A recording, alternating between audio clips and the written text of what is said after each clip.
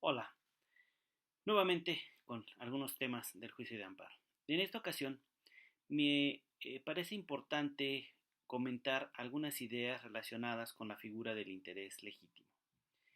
Como todos saben, el juicio de amparo hasta hace realmente pocos años, hasta la reforma de 2011, siempre se caracterizó por exigir como requisito de procedibilidad el acreditar un interés jurídico. De hecho, conserva esa obligatoriedad para actos de tribunales, mientras que para otro tipo de actos ha ampliado la posibilidad de legitimar la procedencia del mismo con la existencia de un interés legítimo. Sin embargo, la figura del interés legítimo, por su naturaleza misma surgida en el ámbito del derecho administrativo, ha sido poco explorada. Realmente hasta la reforma en materia de amparo, muy pocas legislaciones tenían como elemento relevante para la procedencia de alguna acción este tipo de interés. Bueno, por esa razón, insisto, en el juicio de amparo ha costado un poco de trabajo entenderlo. De hecho, llegó al extremo de enfrentar en una contradicción de tesis a las dos salas de la Suprema Corte de Justicia de la Nación y el Pleno estableció una jurisprudencia que hasta ahora es la más completa, digamos, la que de mejor manera expresa qué debemos entender por interés jurídico para efectos de este medio de control. Esa jurisprudencia es la PJ 50-2014, ya ampliamente conocida por muchos, bajo el rubro interés legítimo, contenido y alcance para efectos de la procedencia del juicio de amparo, interpretación del artículo 107, fracción primera de la Constitución Política de los Estados Unidos Mexicanos. Y bueno, en esta jurisprudencia, en términos más o menos generales, señala que quien comparece a un juicio debe ubicarse en alguno de los siguientes dos supuestos. Uno, ser titular de un derecho subjetivo, es decir, alegar una afectación inmediata y directa en la esfera jurídica producida en virtud de esa titularidad, lo que hasta ahora conocemos todos como interés jurídico. Y no tenemos mayor problema en entenderlo porque es algo que se ha estudiado en diversas materias procesales. Pero el segundo elemento, en caso de que no se cuente con tal interés, la Constitución ahora establece la posibilidad de solamente aducir un interés legítimo que será suficiente para comparecer en el juicio. Dicho interés legítimo se refiere a la existencia de un vínculo entre ciertos derechos fundamentales y una persona que comparece en el proceso, sin que dicha persona requiera de una facultad otorgada expresamente por el orden jurídico.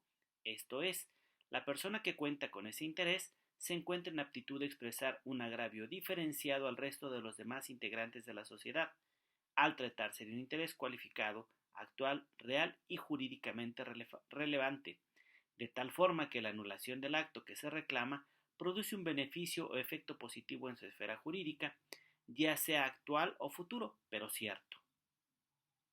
En consecuencia, para que exista un interés legítimo se requiere de la existencia de una afectación en cierta esfera jurídica, no exclusivamente en una cuestión patrimonial, apreciada bajo un parámetro de razonabilidad y no como una simple posibilidad. Esto es, una lógica que debe guardar el vínculo entre la persona y la afectación aducida, ante lo cual una eventual sentencia de protección constitucional implicaría la obtención de un beneficio determinado, el que no puede ser lejanamente derivado, sino resultado inmediato de la resolución que en su caso llegare a dictarse. Bueno, esta tesis, insisto, me parece que es de vital importancia, porque nos expresa una diferenciación muy puntual entre la figura del interés jurídico, que también, insisto, ha sido ampliamente estudiada, con la figura del interés legítimo. Sin embargo, yo advierto que en esta tesis y en algunas otras exposiciones hay un elemento faltante, hay una explicación faltante para poder comprender a cabalidad la figura. Y yo creo que ese elemento faltante es la referencia a la obligación que surge para la autoridad respecto de las normas de acción. Y bueno, entramos entonces en ese terreno. Como sabemos, las normas de relación son aquellas que producen derechos subjetivos o aquellas que generan derechos subjetivos, es decir, un vínculo entre dos personas donde hay una obligación y una facultad de exigencia de esa obligación. ¿Sí? La norma habilita al titular de ese derecho a exigir del otro una conducta específica en satisfacción de un derecho que la norma le otorga en forma exclusiva y excluyente de otros. Un derecho individualizado, individualizable, ¿sí? Que es otorgado por la norma para este sujeto. Y de ahí que el interés que surja en que se proteja ese interés, en que se haga exigible su cumplimiento, produce la mayor amplitud de protección bajo la figura del interés jurídico. Sin embargo, en la lógica del interés legítimo, creo que debemos partir de lo que en el ámbito del derecho administrativo se ha estudiado como las normas de acción. Y digo en el ámbito del derecho administrativo porque es donde surge la figura del interés legítimo. Estas normas de acción tienen que ver con la obligación primaria del Estado de satisfacer el interés general, el interés común, el interés de todos.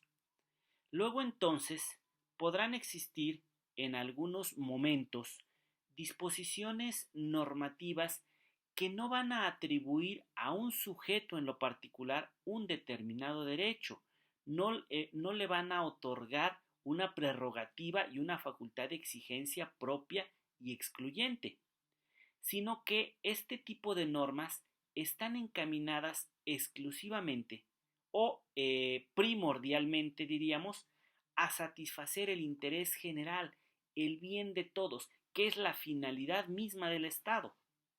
La norma le otorga a los gobernados esta posibilidad de beneficiarse en forma indirecta de la satisfacción del interés general, ya sea en forma colectiva, ya sea en forma incluso difusa, o más aún, por una especial situación del sujeto frente al orden jurídico. De esta manera, cuando la norma impone a la autoridad una determinada conducta en aras del bienestar general, colectivo, difuso, ¿sí?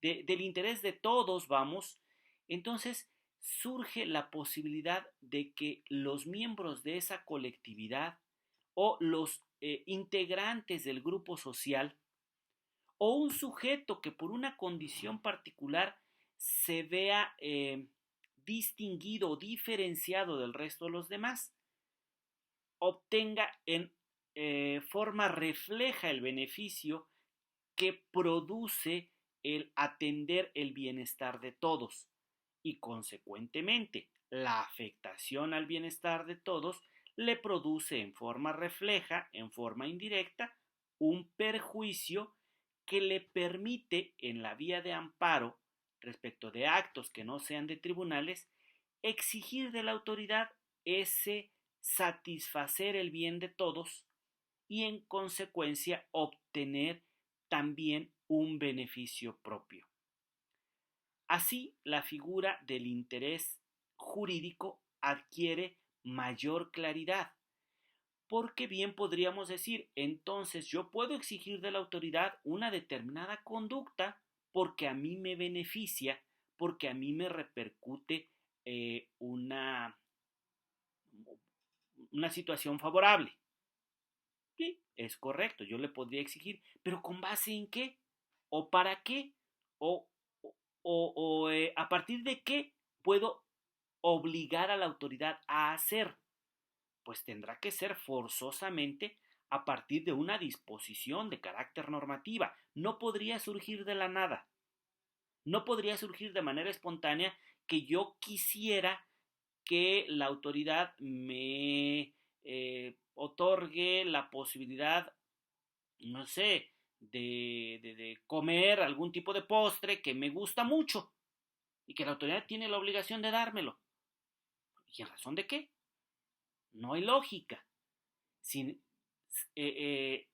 si yo parto de la obligación que la norma sí impone de satisfacer el interés de todos y yo, parte del todos, me veo beneficiado, ¿sí? Es decir, si yo expreso que la norma de acción impone una determinada conducta a la autoridad o le estructura su funcionamiento o le rige en su actuación.